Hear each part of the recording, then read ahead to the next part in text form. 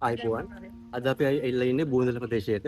අපි ඇවිල්ලා ඉන්නේ වනාලි නිසා ගැමියන්ට වෙන කෘෂිකාර්මික කටයුතු කරන ඉතල කට්ටියට වෙන හානි සහ ඒ වගේම මේ රජයෙන් මේ දේවල් වලට දින සහාය අපි ගැන කතා කරන්න බූන්දලට ඇවිත් ඉන්නේ. ඒලායි සම්බන්ධ කරගෙන ඉන්න අපේ මේ බූන්දල ප්‍රදේශයේ මාමා කෙනෙක්. අපි දැන් ආවම මාමාගෙන් මේ ප්‍රදේශයට තියෙන අලින්ගෙන් තියෙන ගැටලු ඒවට රජයෙන් හම්බෙන සාන ආධාර වන්දි මුදල් ඒක ගැන අපි දැන් ඔය මාමෙන් අහමු. මානේ මේ මාමා කොච්චර කාලයක් ඉපද ජීවත් වෙනවද දැන්? උපන්දායි දැන් මාමේ. එතකොට 70ක් වෙනවා මෙහෙ රැයිලා. එතකොට මම මේ පැත්තට වනාංගි කොට හානි දින පැත්ත. බුදු විදියට හානි. ඉතින් මාමේ දැන් මේවට එතකොට මාමට තියෙන විසඳුම මොනවද? රජයෙන් හම්බුනාද මේකට?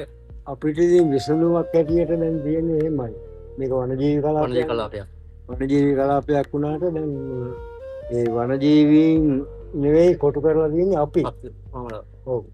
අපි කොටු කරලා තමයි මේ තරන්ටට ගහලා යන්නේ. වනජීවීන් නෙවෙයි. මේ වනජීවීන් දැන් පරිසරයේම ආක්‍රමණය කරගෙන ජීවත් වෙනවා. උන් නිරන්තරයෙන්ම මේ රටවල් කඩාගෙන ගමට එනවා. ඇවිල්ලා අපේ වගාවල් ඔක්කොම විනාශ කරගෙන දැන් ජීවත් වෙනවා. ඉතින් අපි මේ ගැන රජයට කිව්වත් විසඳුමක් නැහැ තාම. විසඳුමක් නැහැ. ඉතින් මේ කරන්ටට තිබුණා කියලා අපිට කිසිම කරන්ට් එකක් නැති ඒ කරන්ට් එකට කඩාගෙන නිරන්තරයෙන්ම ගමට ඉන්නවා. ඉස්කෝල වෙලා අපි ඉක්කොන් යනවා. මේ කාලයක් තිස්සේ දැන් අපි දන්න කාලේ ඉඳලා අපිට මෙච්චර කරදරයක් තිබුණේ නැහැ කලින්. මේ මෑත භාගයේ මේ හම්බන්තොට ප්‍රදේශය, ලුණුගම්බේර ප්‍රදේශය ඒ භූමිය විතරලා ඒවල මිනිස් වාසයක ඒ ප්‍රදේශ හදලා මේ කරාට පස්සේ වනසතුන් ඉන්න භූමියක් නැහැ. උන් දැන් මේකට කොටු කරලා ඉන්නවා. ඉතින් මේ අලි නිරන්තරයෙන්ම රෑදවල් කියලා වෙනසක් නැහැ. අපිට මොකක් වරමරයක් නෑ ඉන්නේ. ඒතර මාමලා මේක බලාපොරොත්තු වෙන මොකද රජයෙන් හරි ඒ සංවිධාන වලින් අපි බලාපොරොත්තු වෙන දේවල් කිසි දෙයක් කරෙන්නේ නැහැ නේ. මේ වනජීවි එකක් ඉන්නවා මේ ගමේ මේ දැන් නිදුම් බලක මේගොල්ලෝගේ ස්ථාන වල තිබුණා වුණාට ඒගොල්ලෝ ඉතින් ඒවල ඉන්නවා අපි මොකක් කර වෙනකොට කිව්වාම එනවා නැත්te නෑ. ඒවිල ඉතින් මේ වුණා ඉතින් ඒ වුණාට නිරන්තරයෙන්ම අපිට හානි කරනවා.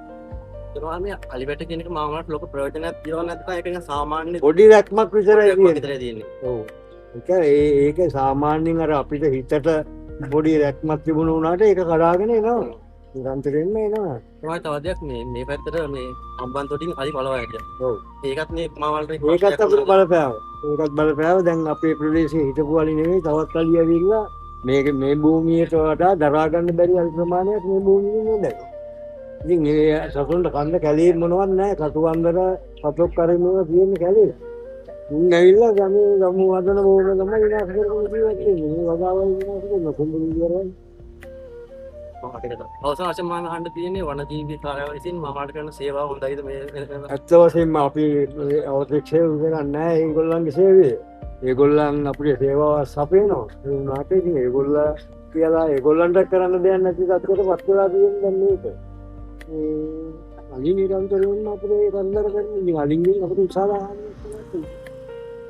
මාවල දැන් මේ කාලේ අවුරුදු 70 ගානක්ද මම මෙහෙ ඉන්නවා. ඔව් මං උපන්දා ඉඳලා මගේ ගම මේක. ඒතර මාවල දැන් මේ ඉස්සරහට මෙහෙ ඉද්දි රජයට මොකක් හරිද මාවල කැමති මොකක් හරි කියන්න තියෙනවා දෙයක් මේක මොකද්ද වෙන්න ඕනද? කියන්න තියෙන්නේ මේකයි. අපේ ගමේ මේ වනජීවී කලාපයක් කරේත් අපේ භූමියක් කරේත් අපි දැනුවත් කරන්නේ නැතුවනේ. ගම්මු දැනුවත් කරලා නෙවෙයි මේවා ඔක්කොම කරේ. මේ අපේ භූමිය අත්පත් කරගෙන තියෙන්නේ අපි දැනුවත් කරලා නෙවෙයි. මේ අපේ කුඹුරු තියෙන්නේ මේ කලාවම සේරම. මේ සම්පූර්ණ මේක මැද වැව් සිගානක් තියෙනවා. වැව් සිගානක් තියෙන කුඹුරු තියෙනවා මේ ඒක මේ අපේ භූමියක් කරගෙන මේගොල්ලෝ මේ වනජීවි කලාපයක් කරගෙන ජීවත් වෙනවා. ඉතින් අපිට ලොකු වර්ධනයක් මේක. මේ අපේ මේ අපේ භූමියවත් නිලාස් කරගෙන තමයි අපි ඉන්නේ. මට කියන්න තියෙන්නේ එච්චර. ඔව් මේ අපේ භූමිය කියලා තියෙන ප්‍රදේශය අපිට නිලාස් කරලා දෙන්න. අපේ භූමිය. අපි උපන්දායින් අපි මේ කැලේ ජීවත් වුණේ මේ අපි සතු ජීවත් වුණත් අපිත් එක්ක අපි සතුන්ට හානි කරෙත් නෑ සතුන් අපිට හානි කරෙත් නෑ. ඒ වෙලාවේ දැන් තමයි මේ හේරම ප්‍රශ්න තියෙන්නේ. ඔව්. අපි මේ කතා කරේ හම්බන්තොට බූන්දල ප්‍රදේශයේ තත්ත්වය. බූන්දල පැත්තට වනාලිගෙන් ගොඩක් බාධා තියෙනවා. ඒ අතර රජයෙන් හැමෝම ඉල්ලන්නේ මේ අත්පත් කරගෙන ඉන්න රජයේ මිනිසුන්ගේ දේවල් උඹුරු ටික නිදහස් කරලා දීලා කලින් සත්තු හිටියා වගේ නිදහස් ඉන්න තැන් ටික හදලා දෙන්න කියලා මේ ඉල්ලන්නේ.